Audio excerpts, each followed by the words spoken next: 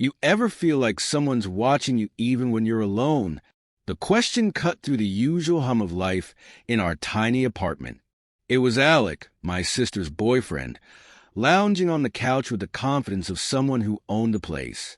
I paused, caught off guard. "What do you mean?" I asked, trying to play it cool. He shrugged, a sly grin curling at the corner of his mouth. "Just something I've been thinking about. Makes you wonder, doesn't it?" My sister, Clara, had been dating Alec for almost a year.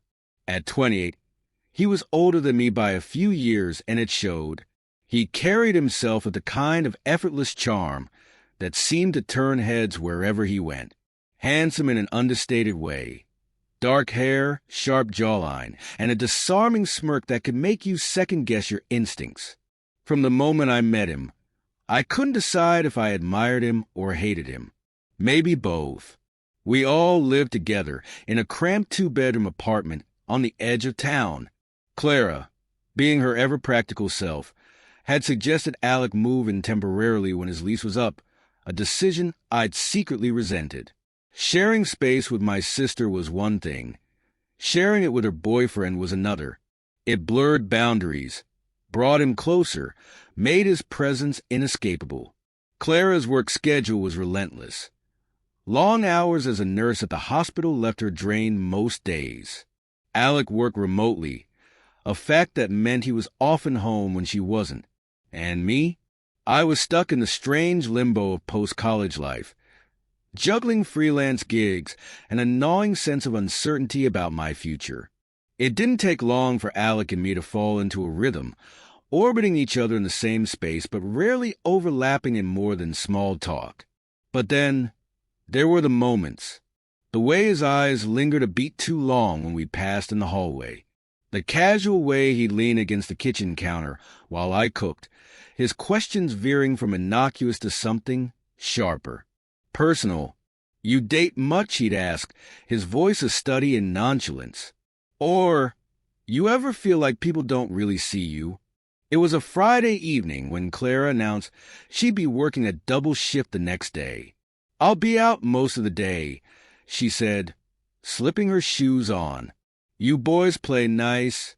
She grinned, kissed Alec on the cheek, and was gone before I could think of a reply. The next morning, the apartment was eerily quiet. I sat at the dining table, laptop open, pretending to work while Alec moved about the living room. His presence was magnetic, even when he wasn't doing anything of note. I hated myself for noticing. "You ever think," he started, breaking the silence, "about how strange it is? Living with someone you don't know at all." I looked up, frowning. "We know each other." "Do we?" he countered, leaning on the armrest of the couch. His gaze felt heavy, calculated. "I know you're Clara's brother. You know I'm her boyfriend. But that's surface-level stuff. What are you getting at?" He smirked. "Nothing. Just talking." The air felt charged, electric. I couldn't tell if he was toying with me or if there was something real beneath his words. My heart thudded in my chest, a mix of anxiety and anticipation. I tried to shake it off, focusing on my laptop screen, but I felt his eyes on me, unrelenting. The hours dragged on. By noon, the tension in the apartment was palpable. I retreated to my room, desperate for some distance, but even there, his presence lingered in my mind. Was I imagining it, reading into things that weren't there?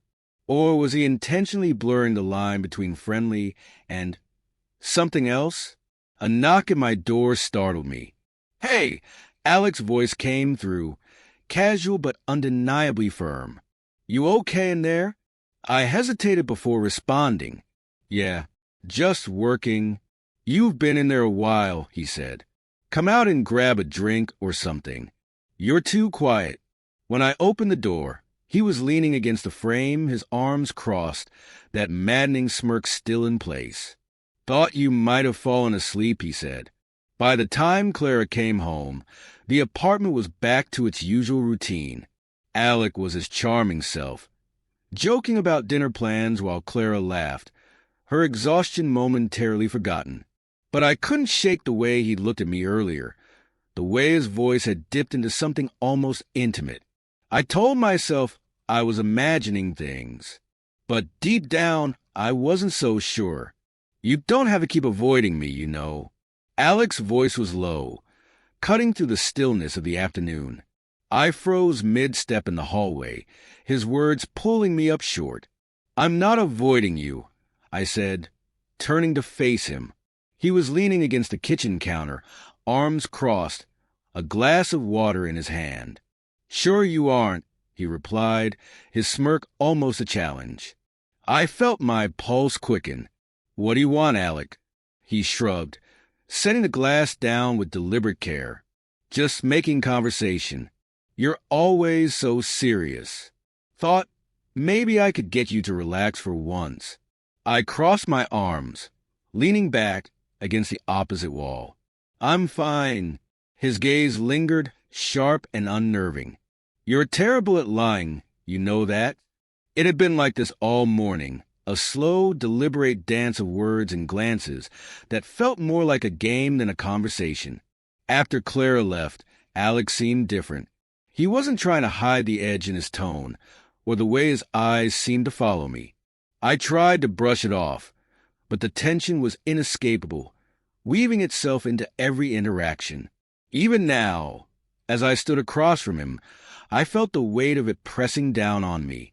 Come sit, he said, gesturing to the couch. I'm good here. Suit yourself. He sank onto the cushions, stretching out with the easy confidence that always seemed to accompany him. You know, for someone who's always home, you're kind of a mystery. Am I? I shot back, trying to keep my voice steady.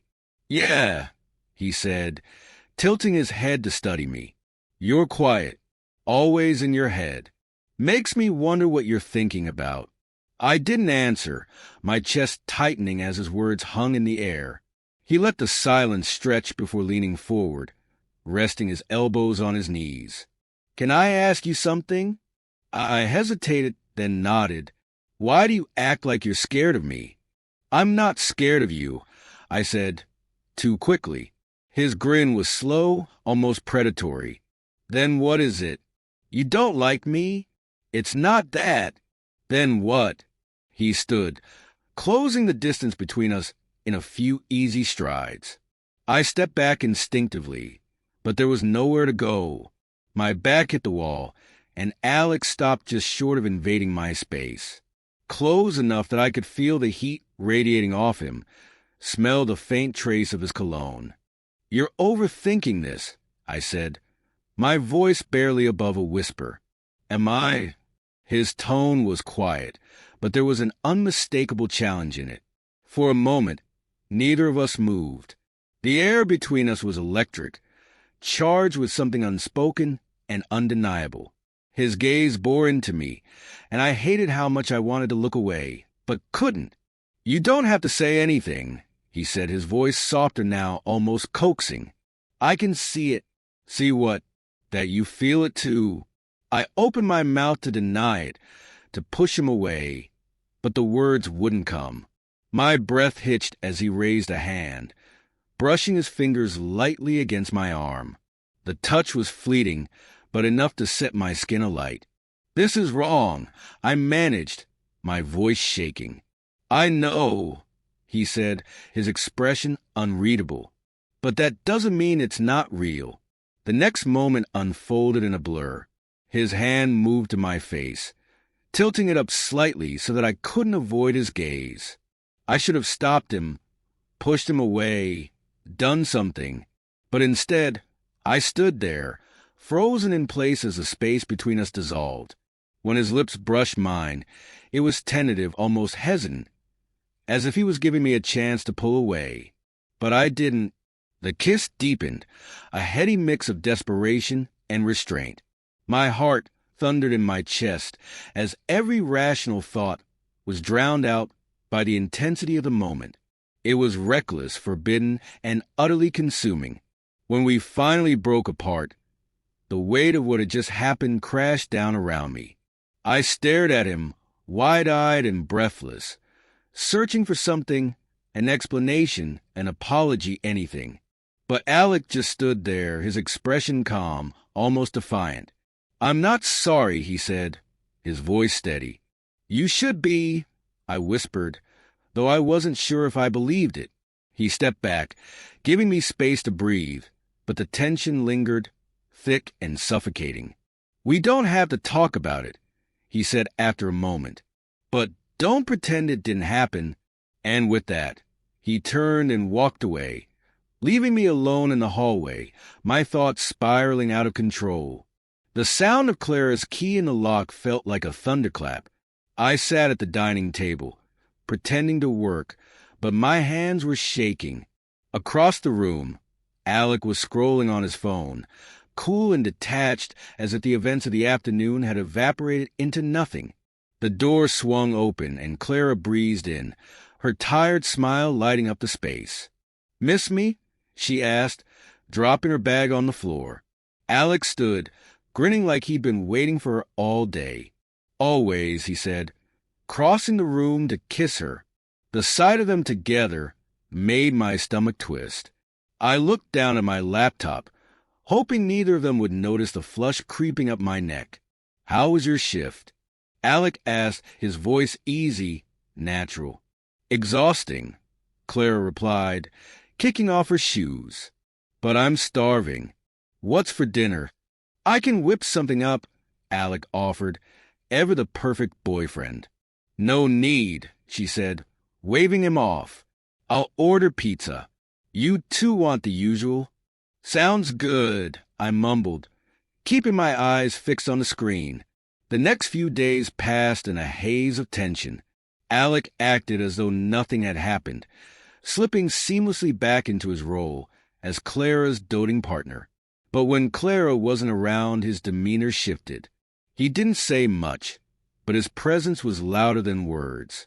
A brush of his hand as he passed me in the hallway, a lingering glance during dinner, the way his lips curved into a knowing smirk when our eyes met.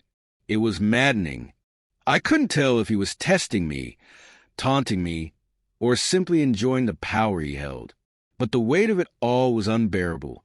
I couldn't sleep, couldn't eat without the memory of that kiss clawing at the edges of my mind.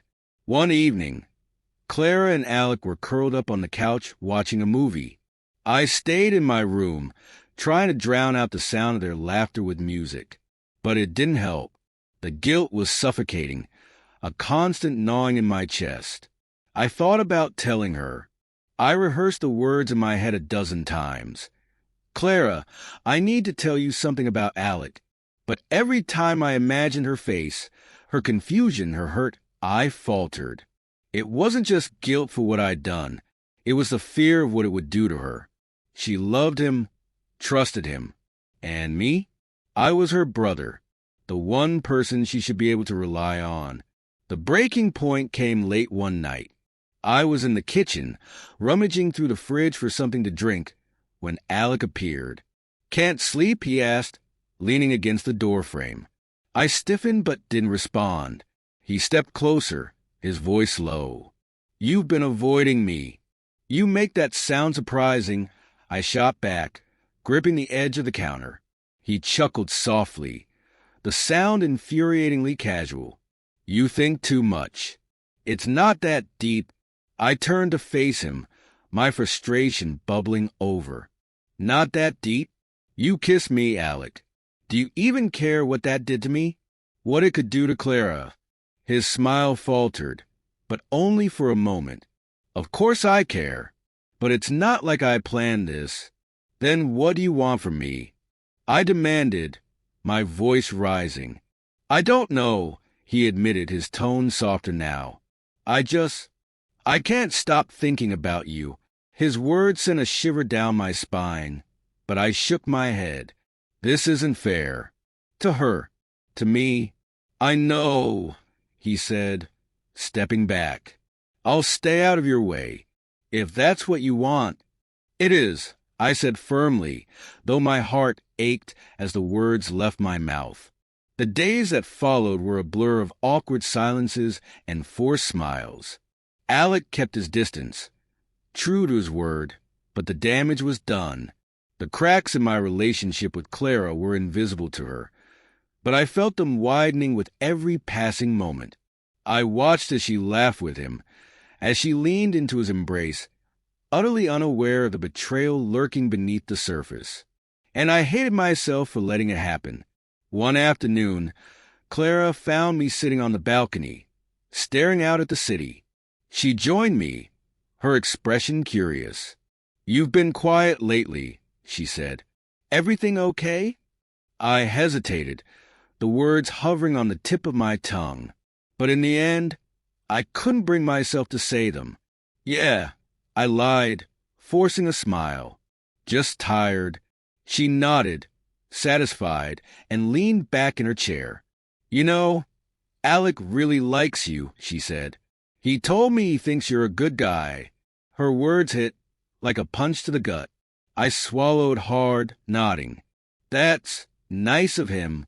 As she smiled and turned her gaze to the horizon, I realized the truth. Some secrets weren't meant to be shared. Not because they didn't matter, but because the fallout would be too much to bear. And so I stayed silent, the weight of it all settling into my chest like a stone.